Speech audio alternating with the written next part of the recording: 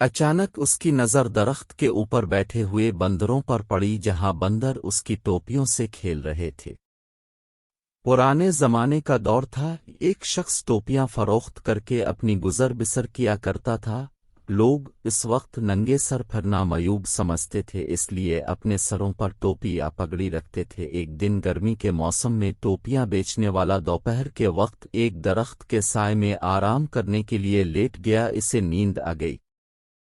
اس کے برابر میں ٹوپیوں سے بھرا ہوا تھیلا رکھا ہوا تھا۔ جب سو کر اٹھا تو اس نے دیکھا کہ ٹوپیوں سے بھرا ہوا تھیلا غائب ہے۔ اچانک اس کی نظر درخت کے اوپر بیٹھے ہوئے بندروں پر پڑی جہاں بندر اس کی ٹوپیوں سے کھیل رہے تھے۔ ٹوپیاں فروخت کرنے والا پریشانی میں اپنا سر کھجانے لگا، لیکن وہ یہ دیکھ کر حیران رہ گیا کہ تمام بندر اس کی نقل کرتے ہوئے اپنا اپنا سر کھجا رہے ہیں۔ اس نے ایک دو حرکتیں اور کی، بندر اس کی ہر حرکت کی نقل کرتے رہے۔ اچانک اس کے ذہن میں ایک آئیڈیا آیا، اس نے اپنے سر پر سے ٹوپی اتار کر زمین پر پھینک دی۔ درخت پر موجود تمام بندروں نے اس کی نقل کرتے ہوئے اپنے اپنے سروں سے ٹوپیاں اتار کر زمین پر پھینک دے۔ اس طرح ٹوپیوں کے مالک نے اپنی ٹوپیوں کو جمع کیا، تھیلے میں دوبارہ ڈال کر واپسی کی رالی۔ کافی عرصہ بعد اسی ٹوپیاں بیچنے والے ایک پوتا بھی ٹوپی فروش بن گیا۔ اس نے اپنے دادا جان سے بندروں والی کہانی سن رکھی تھی۔ اس نے بندروں کو آزمانے کے لیے ایک دن ٹوپیاں تھیلے میں ڈالیں اور دوپہر کے وقت ایک درخت کے نیچے سستانے کے لیے لیٹ گیا۔ اس کی توقع کے عین مطابق کچھ دیر بعد بندروں نے اس کا تھیلا اٹھا لیا۔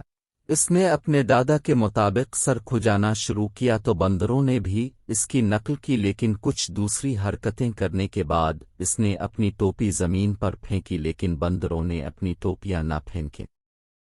ابھی وہ سوچ ہی رہا تھا کہ ایک بندر درخت سے نیچے اترا، زمین پر پڑی ہوئی ٹوپی اٹھائی، پھر اس نے ٹوپی فروش کے تھپڑ رسید کیا اور کہا کہ بے وقوف، کیا تو سمجھتا ہے کہ صرف تیرا ہی دادا تھا جو تجھے کہانی سنا گیا، ہمارا دادا بھی ہمیں بتا گیا کہ آئندہ کسی ٹوپی فروش کے ہاتھوں بے وقوف نہیں بننا، اس لیے ہم بندروں نے تمہاری نقل میں اپنی ٹوپیوں کو اپنے سروں سے اتار کر پھینکنے سے انکار کر دیا تھا۔ پیارے بچوں، اس واقعہ کو غور سے پڑھیں اور دیکھیں کہ انسان اور بندروں سے ہوشیار کون رہا۔ ہمارے سوسائٹی کے بندر بھی بندروں کی طرح سیانے ہو گئے ہیں۔ آج اگر ہم دیکھیں تو ہماری سوسائٹی میں دوسروں کو بے وقوف بنانے کی وبا عام ہے۔ ہر فرد اپنے مفاد کی خاطر دوسرے کا گلا کاٹنے پر تلا ہوا ہے۔ یہ پناہ ہوشیاری کے سحر میں ایک فیکٹری مالک، پھل فروش، دودھ والا مہنگائی کاروناروتے ہیں، لیکن ہر فرد سے مصنوعی مہنگائی کر رکھی ہے۔